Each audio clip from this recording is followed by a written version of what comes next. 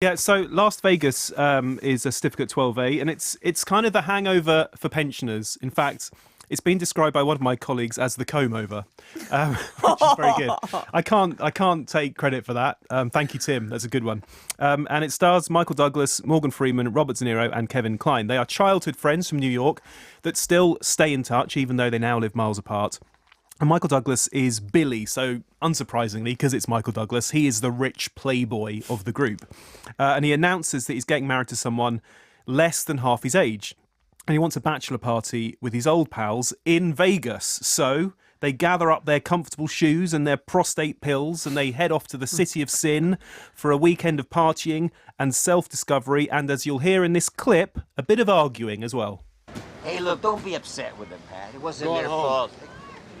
Hey, look, I'm getting married, okay? This is a bachelor party. I needed you going there. home. Oh, for Christ's sakes, how many times do I gotta tell you I'm sorry? You can't say it enough, my friend. You can't say it enough. Every time I see you, we go through the same old... One more word, I'm gonna knock your block off like I did when we were in the fifth grade. Oh, yeah, that's the way you All were. right, hey, knock it off.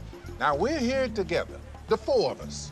We're here to celebrate Billy marrying an infant. She's not an infant. Shut up, Billy. Archie, blood pressure? Either you'll manage to be civil with each other, or so help me, I'm gonna rain holy hell down on both of you. You understand? Huh? I'm gonna go find some damn water and take all my damn pills.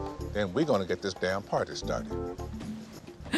Cocooned in Vegas is how I like to refer Oh, to yeah, it. but He's yeah. like, It's only when I listen to the audio clips that I sort of really pick up on the wacky music in the background. You don't really notice it as much when you're watching the movie. But Jazz hands. you can really hear it there. Wacky music. When it's good, it is actually quite a warm and genuine look at growing old and being in love. When it's good. When it's bad, it's kind of oddly pervy in parts, isn't it, we this feel film? a bit sick. Because you get these four guys, pension-age guys, leching at young girls in skimpy swimwear by the pool at the hotel. That's the worst scene. Yeah. It's the bikini contest being Bikini judged by the competition. four of them with LMFAO as the MC. Yeah, Redfoo from LMFAO. It's just wrong. It's a very odd moment. So I think what I'm getting at is, at its best, it's Michael Haneke's Amour. At its worst, it's Adam Sandler's Grown Ups. It sort of wavers between very high and very low. It feels like the kind of movie that Steve Martin or Billy Crystal should have been in, or Robin Williams. And at one point, you'd expect Robin Williams to put on his baseball cap back to front and pretend to rap or something. It's that kind of movie. They've all done these kind of films. They've done endless films. There was one, Father's Day, I think, was one that Billy Crystal and Robin Williams actually did. And there was one last Christmas, wasn't there, with Bette Midler and Seth Rogen. That was a road yeah, trip no, one. with Bette Midler and Billy Crystal as grandparents. And it's just that it's that kind of, oh, they're old but they're having fun with young people gag, and it's a little bit corny. But like I said, some moments really work, and actually, despite it being about four blokes and four very, very famous actors, I think the most interesting character in the film is the one played by Mary Steenburgen. So she's this very sassy, very smart nightclub singer that a couple of the guys fall for her, actually. They meet her in Vegas.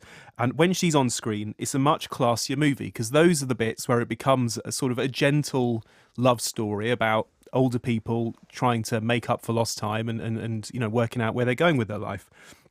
But suffice to say, just because it is De Niro back in Vegas, it doesn't mean it's Casino Part 2. It's, you know, it's uncertain of exactly where it's going.